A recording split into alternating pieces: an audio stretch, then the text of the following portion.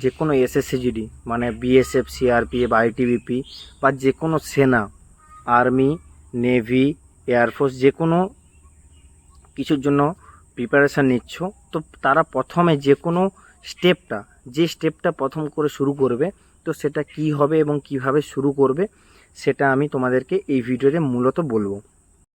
ভাইও, তো আবারও স্বাগতম জানাই আমার ফর ফিউচার ইউটিউব চ্যানেলে। তো যারা 11 দিয়েছে, যারা 12 দিয়েছে, যারা মাধ্যমিক দিয়েছে, মূলত যারা মাধ্যমিক দিয়েছে এবং যারা 12 দিয়েছে, বা যারা যে কোনো এসএসসি মানে বিএসএফ, সিআরপিএফ, আইটিবিপি বা যে কোনো সেনা, আর্মি, নেভি, এয়ারফোর্স যে কোনো কিছুর জন্য প্রিপারেশান নিচ্ছ, তো তারা প্রথমে যে কোনো স্টেপটা প্রথম করে শুরু করবে, তো সেটা কি হবে এবং কিভাবে শুরু করবে সেটা আমি তোমাদেরকে এই ভিডিওতে মূলত বলবো। তো ভিডিওটা কি টপিক থাকবে, প্রথমে হচ্ছে যে কিভাবে শুরু করব, কোন কোন জিনিস থেকে সাবধানতা থাকবে এবং কিভাবে লাস্টে অ্যাডভান্স লেভেলে যাব যাতে আমি সেই সিলেকশানটা নিতে পারি। 3টে টপিক, ঠিক আছে? তো চলো ভিডিওটা শুরু করা যাক। তো আবারও স্বাগতম জানাই আমার ফর ফিউচার ইউটিউব চ্যানেলে এবং বলি, আমি এসএসসিজিডির একজন মানে জওয়ান বা এসএসসিজিডি থেকে আমি চাকরি পেয়েছিলাম। বর্তমানে আমি আইটিবিপিতে জব করি। তো তোমাদেরকে একটা কথা বোঝাই যে যে কোনো জব নাও, যেমন ধরো আর্মি, নেভি বা এয়ারফোর্স। তো এখন বর্তমানে যেটা আমরা গ্রামে গঞ্জে থেকে বা যে কোনো জায়গা থেকে প্রথম যে ছেলেটা টার্গেট করে সেটা হচ্ছে যে কনস্টেবল বা সিপাহী র্যাঙ্কে। এসএসসিজিডিতে এলে কনস্টেবল, বা তোমার আর্মি, নেভি, এয়ারফোর্সে এলে সিপাহী, আর ওয়েস্ট বেঙ্গল পুলিশ হলে কনস্টেবল। তো সেম র্যাঙ্ক এগুলো, ঠিক আছে? প্রায় সেম র্যাঙ্ক, ঠিক আছে? তো এগুলোতে ফার্স্ট প্রিপারেশানটা কী করে নেবে, তুমি এখন জাস্ট 12 দিয়েছো বা 10 দিয়েছো, কী করে প্রিপারেশানটা নেবে? তো প্রথম জিনিসটা বোঝো, একটা ছেলে মাধ্যমিক ন্যূনতম এজে দেয় 15 এবং ম্যাক্স টু ম্যাক্স হলে 16 কি 17 বছর বয়সে মাধ্যমিক দিয়ে দেয়। এবারে উচ্চ মাধ্যমিক আরও 2 বছর অ্যাড করে নাও। এইবারে বলি, দেখো, তুমি যদি 15 থেকে 16 বছর বয়সে মাধ্যমিক দাও, তাহলে এই বয়সটা তোমার হচ্ছে সবথেকে বেশি গ্রোথ লেভেল। শরীরে ধ্যান দিতে হবে যে শরীরে এখন আমার বাড়ার সময় আছে, মানে শরীরে হাইট বাড়বে। হাইট কিন্তু একটা টাইম পর্যন্ত বাড়ে, তারপরে কিন্তু আর বাড়ে না। তো সেই হাইট বাড়ানোতে তোমাকে ज़्यादा से ज़्यादा ধ্যান দিতে হবে, ঠিক আছে? যেটা হচ্ছে মেন কথা। এইবারে কি, তোমার যখন হাইট বাড়ার জন্য ধ্যান দিতে হবে, তার জন্য তোমাকে বডি তো ফিজিক্যালি ফিট থাকতে হবে, ফিজিক্যালি কয়েকটা এক্সারসাইজ করতে হবে, ঠিক আছে? তো সেগুলো কী কী করতে হবে? 1 নম্বর স্টেপ বলি, তোমাকে রানিং করতে হবে বা সকালে মর্নিং ওয়াক করতে হবে, ঠিক আছে? রানিং, মর্নিং ওয়াক এবং পুশ আপস অ্যান্ড বিমস মানে যেটা হাতে ধরে কোনো বাঁশে বা কোনো একটা রডে বিম ওপরে নিজের শরীরকে খেঁচে টানা হয়। তোমরা জানো, অনেকে যারা ডিফেন্স লাইনে জানো। তো বিমস এবং পুশ আপ ফার্স্ট, আর রানিং বা ওয়াকিং কেন বললাম? যারা রানিং করতে পারবে না তারা ওয়াকিং, ঠিক আছে? এটা লাগাতার 20 থেকে 21 দিন যদি করো, তোমার ফিজিক্যাল স্ট্রেংথটা অনেকটা পাল্টে যাবে।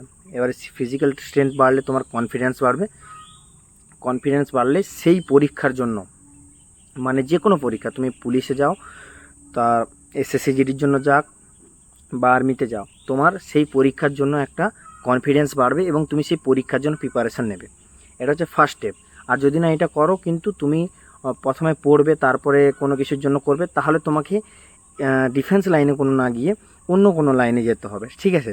তো এটা একটা প্রসেস। তো সেকেন্ড স্টেপ কী হবে? তোমাকে বডি থেকে এটা কারেকশান হয়ে গেলো। সেকেন্ড স্টেপ হচ্ছে কি, তোমাকে দিমাগ থেকে একটু স্ট্রং হতে হবে। দিমাগ থেকে স্ট্রং কি, তোমাকে বুঝতে হবে যে তোমার কোন সিলেবাসগুলো পড়লে ভালো হবে, কোন বইগুলো পড়লে ভালো হবে, যেগুলো থেকে তোমার চাকরি পাওয়া যাবে, নাকি উদ্ভাট উৎকট যা কিছু বলবে সেগুলো পড়বো, ঠিক আছে? তো তোমরা হচ্ছে যে রিজনিং, ম্যাথ, ঠিক আছে, এবং জিকে, এই 3টা জিনিস, রিজনিং, ম্যাথ এবং জিকে প্রতিটা পরীক্ষাতে আসে, ঠিক আছে? তো সেক্ষেত্রে তোমরা রিজনিং কি যারা জানো না, তো অবশ্যই আমার ইউটিউব চ্যানেলটা সাবস্ক্রাইব করো এবং প্লে লিস্টে গিয়ে দেখো রিজনিংগুলো কী আছে। এবার রিজনিংয়ে যা আছে 20টা মতো চ্যাপ্টার, তো 20টা চ্যাপ্টারে কী নোটস হবে সেগুলোও আমি প্রোভাইড করছি এবং তোমাদের ধারণার জন্য নোটসও দিচ্ছি, ঠিক আছে? তো রিজনিং তোমরা দেখতে পারো। ম্যাথস নোট দেবো, আর জিকেটা আমি দেবো না, ঠিক আছে? তো আমি হিন্দি দিচ্ছি, তো সেটা দেখে নিও। তো ওটা পরের কথা। রিজনিং, ম্যাথ এবং জিকে তোমরা হচ্ছে স্ট্রং করো এখন থেকেই, ঠিক আছে? যখন তোমারে 18 বছর হবে তারপর থেকে তোমাকে তো এক্সাম দিতেই হবে যে কোনো চাকরির জন্য। তো এটা একটা ব্যাপার। এটা 2 নম্বর হয়ে গেলে ফিজিক্যাল এবং মেন্টালি তুমি স্ট্রং হয়ে গেলে। এরপরে বলি নিজস্ব তোমার হচ্ছে ডকুমেন্টেশন। নিজস্ব ডকুমেন্টেশন কি? যাদের কাস্ট আছো রিয়েলিটিতে, যে কাস্ট সার্টিফিকেট আছে তোমার বাবার আছে বা দাদার আছে, তো সেই কাস্ট সার্টিফিকেটটা নিজের করে নাও, মানে নিজের নামে বের করে নাও first. Second, central caste certificate বের করে নাও। থার্ড, ডোমিসাইল কীভাবে বের করাতে হয় সেগুলো জেনে নাও। হয়ে গেল। এবারে কি বলি, নিজের কোনো আধার কার্ড, মাধ্যমিকের ডকুমেন্ট, উচ্চ মাধ্যমিকের ডকুমেন্ট, যে কোনো ডকুমেন্টে নিজের নাম, নিজের বাবার নাম, নিজের ভিলেজের নাম, যেগুলো ভুল আছে সেগুলো কারেকশান করে নাও, ঠিক আছে? এগুলো ডকুমেন্টেশন থেকে ক্লিয়ার থাকো। 3 নম্বর স্টেপ হয়ে গেল, মানে নিজে প্রিপারেশান নিতে নিতেই কিন্তু তুমি এটা করতে পারবে। 4র্থ নম্বর সব থেকে বেশি সাবধানতা, কয়েকটা জিনিস এগুলো মাস্ট তোমরা জেনে রাখবে যে সাবধানতা কী কী থেকে বাঁচবো।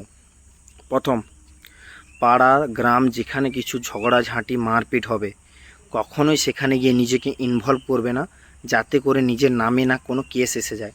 তো কেস এসে গেলে তোমার যখন চাকরির পরে ভেরিফিকেশন হবে সেক্ষেত্রে অনেক ঝামেলায় পড়বে, বা তুমি হয়তো গিয়ে কেউ একটা মারপিট করেছে, তুমি গিয়ে সাইডে জাস্ট দাঁড়িয়ে আছো, আর পশ্চিমবঙ্গের মানুষজন ভাই বহুত খারাপ, তো তোমাকে জড়িয়ে ফেলবে, তোমাকে ডেলি সেই কেসে যেতে হবে, নাবালক হোক আর সাবালক হোক সে বুঝবে না, সে কেস উইথড্র করবে না, আর তোমাকে সেখানে ফেসে থাকতে হবে, ঠিক আছে?